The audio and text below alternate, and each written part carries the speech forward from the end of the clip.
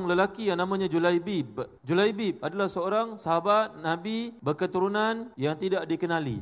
Namanya pun Julaibib. Kalau kita belajar bahasa Arab, Julaibib ni dari perkataan jilbab. Jilbab ni maknanya tudung. Jadi kalau Julaibib, tudung yang kecil. Orang Arab kalau disebut rajul, lelaki. Kalau kita lelaki yang kerdil, kita tak kata rajulun saghir.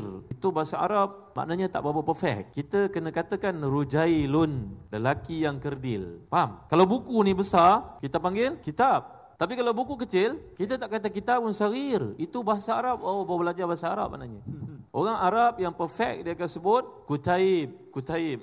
Kutaib, kutaibun.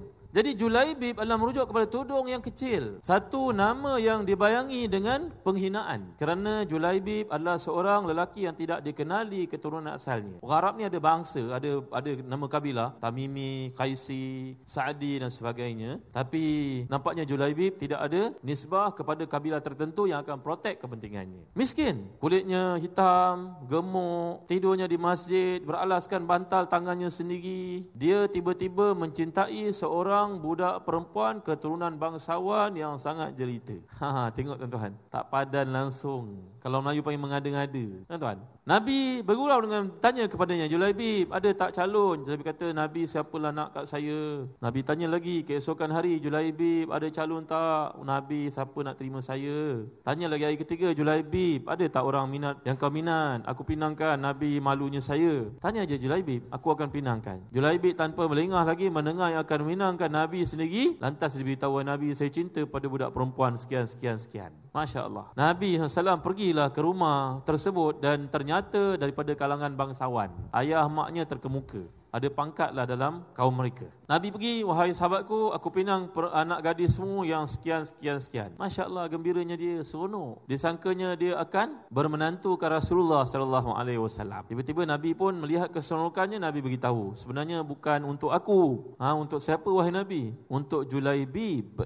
Julaibib. Wahai Nabi, Julaibib. Wahai Nabi, Julaibib. 3 kali ditanya Nabi. Nabi kata, ya Julaibib. Dia kata, kalau begitu saya kena tanya dengan maknya dululah. Dia pergi kepada isterinya. Isterinya kata, kalau Julaibib, baik tak payahlah bang. Kami seronok tadi dengar dekat belakang tabir ingatkan Nabi nak berkahwin dengan anak perempuan kita. Tentulah mereka gembira dapat menjadi pak mertua kepada Nabi SAW. Nabi pinang untuk seorang budak yang tak terpandang, tuan-tuan. Seorang budak yang hina, ya, dipandang pada masyarakat pada masa itu, namanya pun hina, Julaibib. Sekarang mereka pun nak mengesyorkan pada Nabi, tak terima. Tiba-tiba budak perempuan yang ada dalam bilik itu mendengar, dia keluar, meluru bertanya pada ayah ibunya, wahai ayah, wahai ibu, Nabi pinang saya ya? Mereka pun berkata, ya wahai anak kami, wahai anakku, ya betul. Nabi pinang untuk lelaki yang Nabi tahu dengan itu saya akan masuk syurga. Allahu Akbar. Allahu Akbar. Cinta kepada Allah dan Rasulnya mengatasi cinta kepada nafsu sendiri. Ayah ibunya pun tak berlengah, berkata kepada Nabi, wahai Nabi, kami terima. Nabi terus doakan untuknya, tuan-tuan. Allahumma sub alaiha sabban. Ya Allah, turunkan rahmat ke atas perempuan ini dan beri kepadanya rahmat yang mempar.